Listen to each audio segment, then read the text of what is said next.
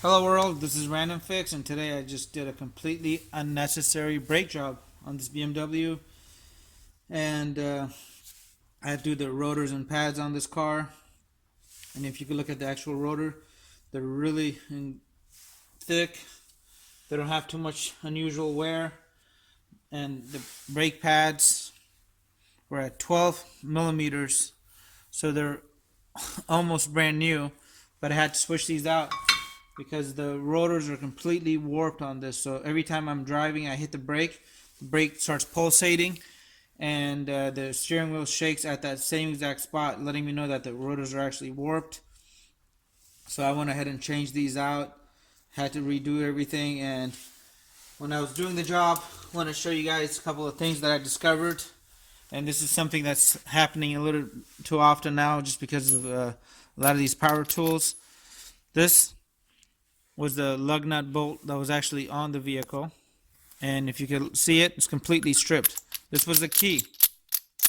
So a lot of times they're torquing the heck out of these wheels. I wasn't able to get this off with a 300-pound impact gun, and these are only supposed to be torqued at 88.5 pounds of torque, and that didn't work.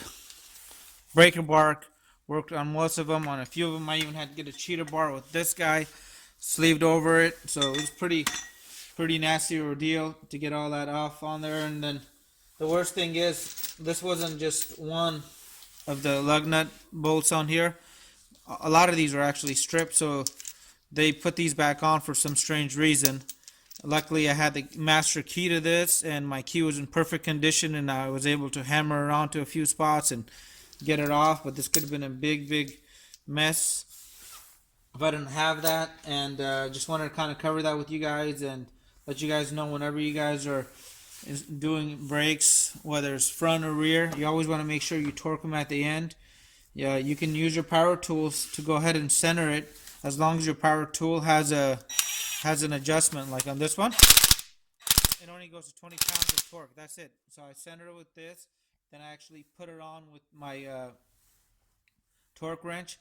And the other thing to kind of keep in mind is, if you're using an air tool versus a battery operated tool, sometimes those compressors can be operating at 90 pounds of pressure, and they could be at 130 pounds of pressure. So they're going to be two different torques if you are using it to torque your wheels, and you're not going to always get it. And so a lot of times what people do is they'll just torque the life out of the actual lug nut bolts and cause some serious damage. And here's another thing: they sell you these upgraded wheels, sell you these security keys that strip away really easy, cause all kinds of problems. But when it comes down to it, they oftentimes don't work. For example, this tire iron with this vehicle doesn't fit into here. This is a 17 millimeter. This is a 19 millimeter at the tip, and a 21 in the inner side. So unless you carry a box of tools in the back of your BMW, there's probably a good chance that you're going to be stuck on the side of the road, or you're going to have to get a service and pay yearly for that, just because somebody didn't want to go through and think about it for a couple of seconds. I hope this really bugs you guys too, because it definitely bugs me.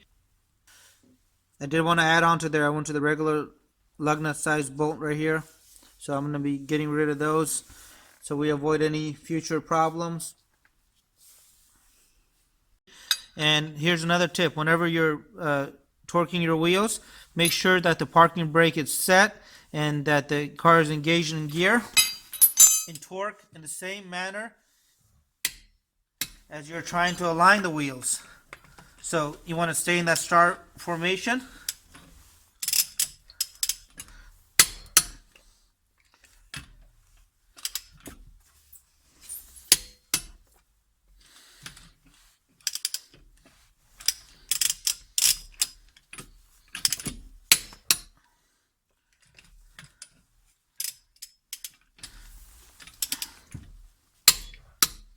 There you go. And these are all tight. And if you don't want to damage your wheels here, and you don't want to buy one of those anti-marring sleeves that they sell for about 30-40 bucks for your wheels, what you can do is just take some electrical tape, wrap it around your impact socket, and there you go. Keeps you from damaging your wheels.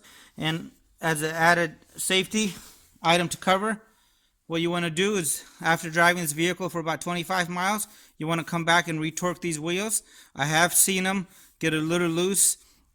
It's something that's recommended, especially on wheels like this. These aren't the original wheels on this vehicle, so somebody upgraded them, and sometimes they don't sit in there correctly. So it's always recommended that you go and torque them 25 miles later. I really appreciate you guys watching today. So just want to cover that with you guys.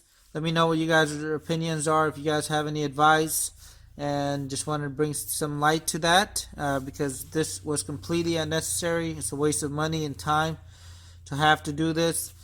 And thank you for watching. Please leave your comments and your questions below.